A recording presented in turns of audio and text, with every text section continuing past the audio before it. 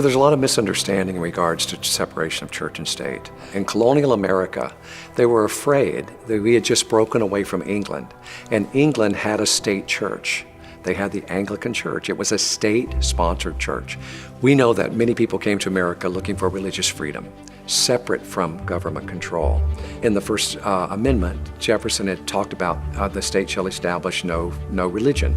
He was referring to no state religion based upon freedom from England, which is very important. Freedom from England. Think about that. That was the mindset during his time. And there were a group of ministers from Danbury, the Baptist Association. They wrote Jefferson after they read the First Amendment, and they said, we're concerned, is this going to open the door for the government now to create a state church? And he said, oh no, the wall of separation is very high. Those were his words. So you don't ever have to worry about the government forming a church, because they had a long history. Again, going back to the importance of knowing your history.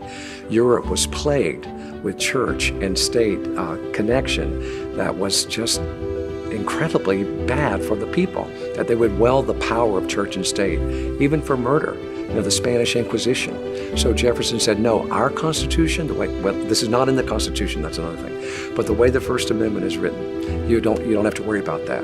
The government will never interfere with your religion. The government will never tell you how you can worship.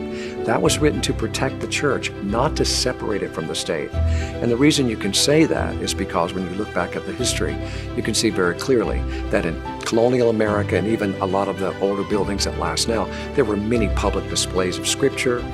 Go to Harvard, go to many schools.